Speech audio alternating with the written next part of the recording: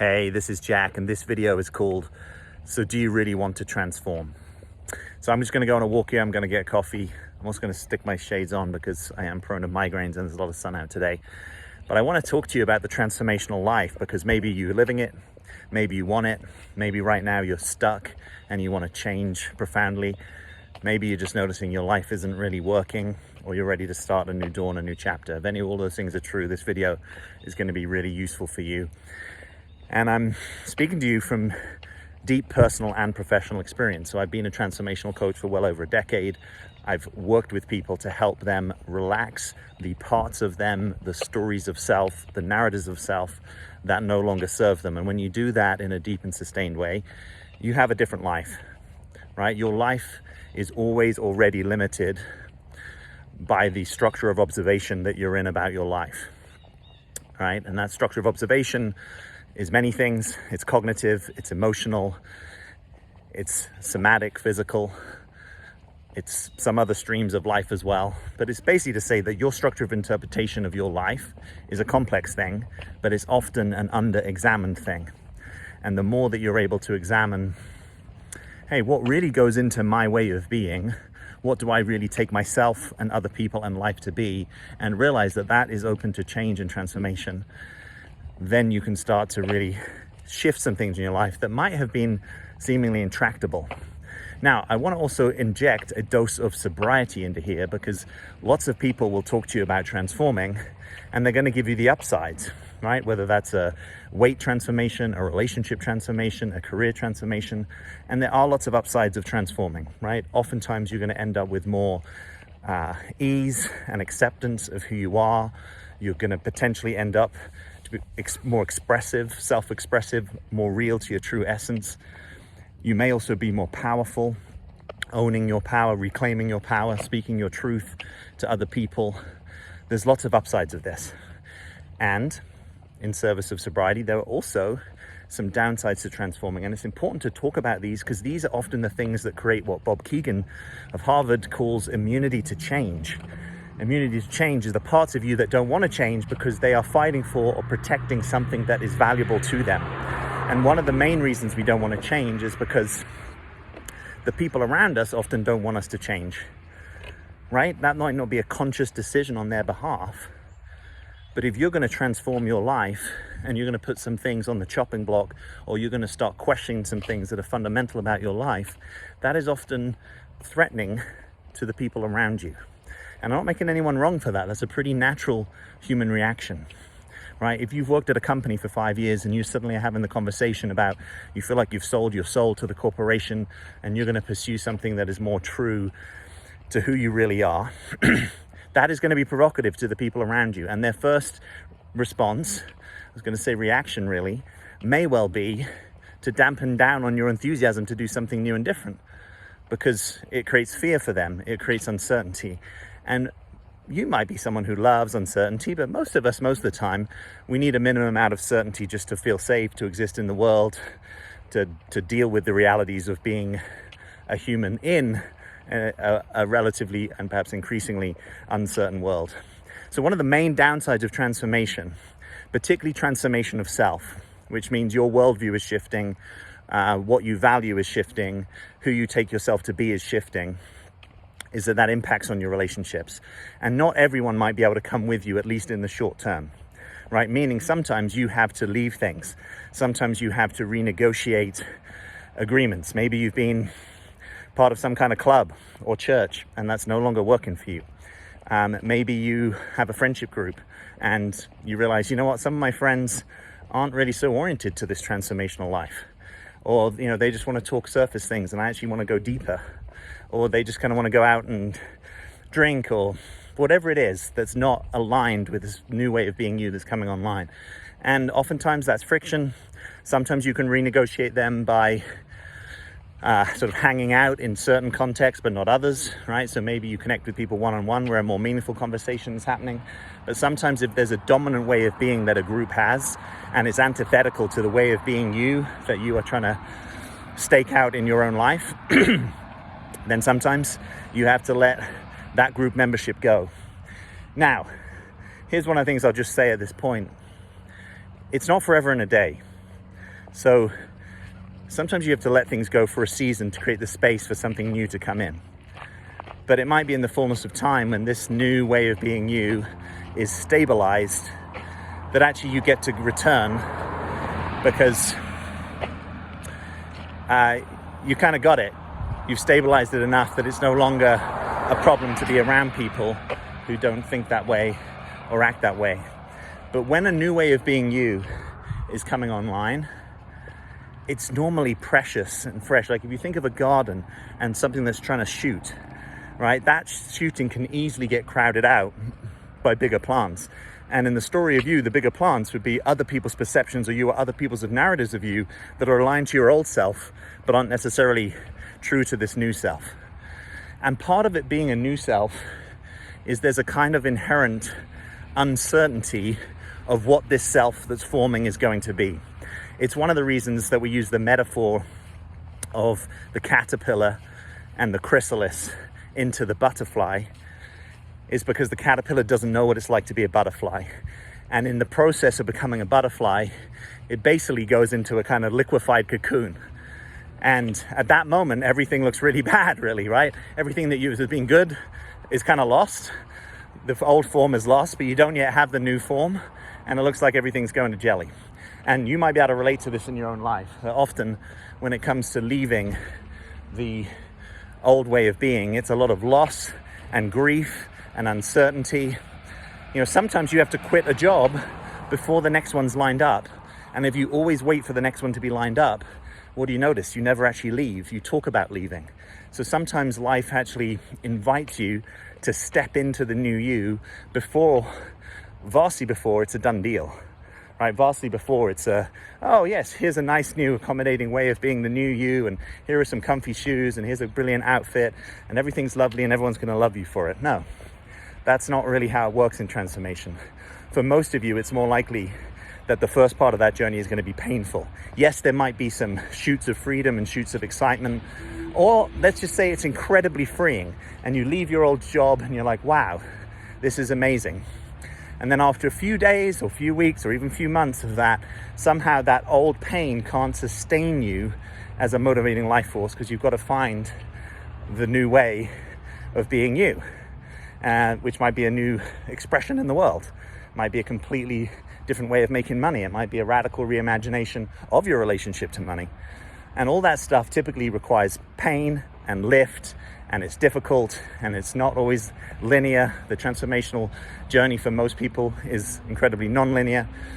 And so I'm not saying all this to put a dampener on you going and doing this transformation. You should go and transform. You should go pursue the things that are increasingly true for you, I believe, based on professional experience of supporting people for a long time in this, and my own personal experience of my life kind of self-liquidating at certain moments, and definitely not knowing what was next, and praying that these accounts of people who'd, left the safe, secure thing to pursue their dreams and it'd gone well for them, they're hoping, well, is that actually true? Can I bank on that? And realizing that, actually part of the process of transformation, and I'm not saying this from a religious perspective, I'm saying this from a true present perspective, is about faith, right? It's about non-conceptual faith, meaning you actually have to live an embodied experience of faith or trust in life, in the universe, in God, however you think of that. That something actually is holding you in your life, that you are not the only originator of your life, that your life has meaning and design, and that there are things that are yours to do. Doesn't mean that they're pre-written, doesn't mean that it's manifest destiny. Your participation and discernment's required, your agency is needed, and sometimes that discernment of what the right path is incredibly difficult. And I've just owned it personally, and it's even been true in the last several years for me. There's times I'm like, wow, how is this discernment taking this long? I mean, it's one thing if you need to take a few months to discern something, but if you're trying to discern something over a period of years, that can be incredibly difficult. And a lot of people solve for that by kicking back into the old way of being, right, to control their life and to make decisions that shut down the uncertainty. And if you need to do that in order just to continue to exist, to stabilize enough to get through, then maybe that's a sacrifice that you pay. But most of the time, that controlling way of being, that sort of life happens by me reality, is different than the life happens through me reality that is perhaps coming online for you, where life is saying, hey, surrender. Like, let go of this idea that you know exactly everything that your life is meant to be about, because maybe life has got other and different plans for you. Or maybe the thing that you've taken to be you is actually based upon an adaptive strategy that showed up early in childhood for you to cope with the difficulties of not being in a holding environment that saw you, heard you, was attuned to you, or just that you had a difficult childhood, or even if you had the best parents in the world, you were still going to come in with things to learn, right? We all need wounds and challenges to help us grow. And so you're learning how to be with that reality rather than kicking back into control and imposing the old way of being is going to be a huge determinant of whether you can live this transformation. So my hope for you is that you go for it in a sober way, where you realize that pain and suffering is part of the process, where not everyone will be able to come with you, at least in this season of life, that you treat as precious your transformation, like a shoot in a crowded garden that you have to tend to, you need to water, you need to let it know that it's important, and that you will have moments of doubt, and you will have sometimes a desire to go back into the old way of being, and that is where life is helping you cultivate trust or faith that there is a path here for you to walk. But walking the transformational path is not for the faint of heart, right? It's not the easiest path in life, because learning a new way of being tends to impact everything. It impacts your career, it impacts your relationships, it impacts your community, it impacts friendships, it impacts romantic partners. It has impact because transformation in and of itself, you think of it as sort of like a catalytic process. And when we catalyze something, we radically change it. And that often takes a lot of heat. Heat is that sort of transformative power, the alchemy of transformation, but it also burns some stuff down. And it's also can be explosive. So again, none of this is to put you off. It's just to actually give you, to undergird your courage that in your difficult moments, it's worth continuing to walk your path, even when you don't know exactly what that North Star is. That North Star can just be that you are following the thread of your own unfoldment and your best discernment of what your heart and soul is calling forth in your life. And you don't have to get it right, and you'll go down plenty of dead ends, and it's okay to keep coming back and to keep trying. And you would be surprised that when you do that in subtle and gross ways, you are a source of example and inspiration to other people, even if you don't get to where you think you're going to get. And by the way, by necessity, you probably won't get to where you think you're going to get, because a big part of this is you dropping the self-narrative that you know the exact destination of your life and opening up to, what might life have in store for me? Or if I dropped my fantasies of the ideal self that I'm trying to live into, what is life calling forth from me? It's a different way of being in the world. It's not the one that you would have learned at high school. It's not the one that you would have learned at college. It's probably not the one that's being lived by your colleagues and co-workers, but it is one that I believe deeply we need more of in our time, not just from a little Jack belief, but from a sense that if more and more people are being called to walk a transformational path, I have faith that that's part of what is needed in our evolution. So you're not walking it just for yourself. You're one of the people at a vanguard of a way of being that is going to be radically more normal the more people walk it. But you haven't been enculturated or educated into it. And mass consciousness is a little light when it comes to really understanding how to help people transform. I remember thinking at one such moment earlier in my life, it would have been useful to have a place where you could go, where you know that kind of like an old life is dissolving and a new life is forming, kind of like a retreat center, but where the focus is on really supporting people through a process, not just for like a weekend or 5 days, but almost like a residential place where people get to unfold and transform. Maybe they have a little bit of the pressure of the day-to-day demands of society alleviated. Maybe there's some kind of stipend. Who knows?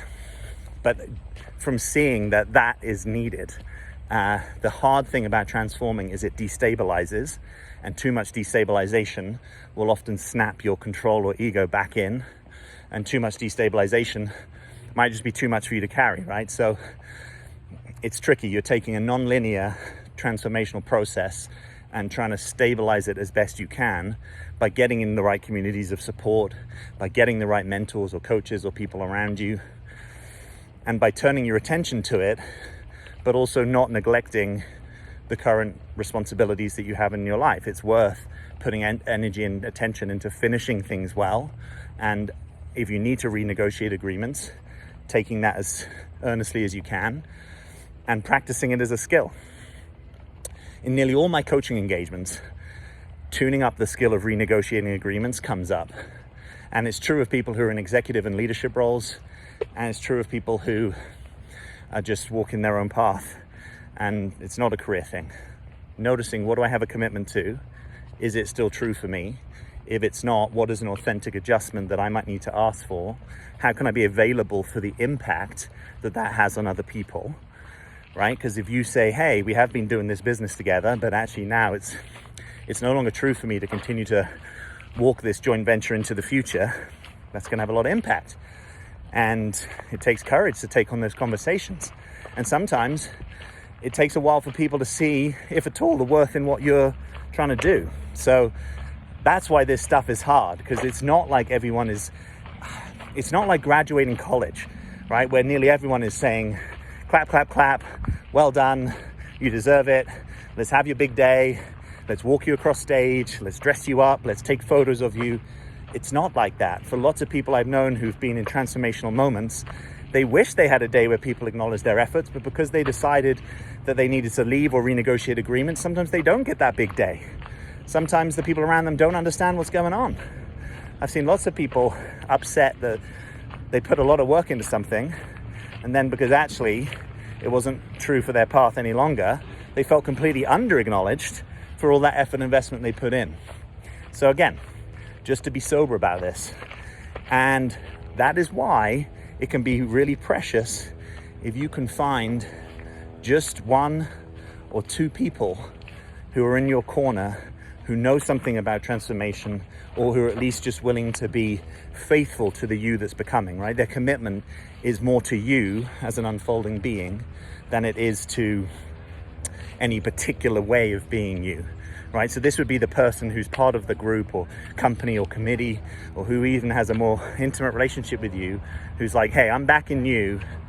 I'm not backing you just because you're a member of this group or you're part of this business or team. Or even if I'm your partner, my primary care is about you and your unfoldment, and not just whether it keeps me feeling safe in this relationship. But that's impact, and learning how to be available for that impact and caring about it, even whilst you might be walking in some kind of personal turmoil.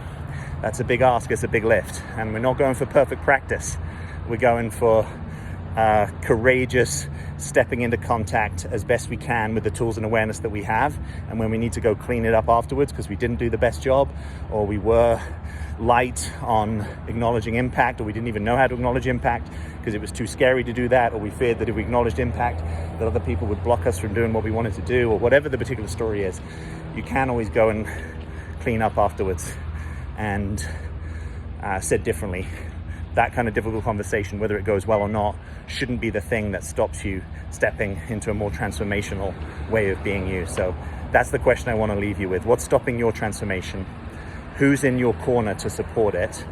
And if you knew that you would be okay, if you knew that life would hold you in the process, what would you be stepping into in your life today?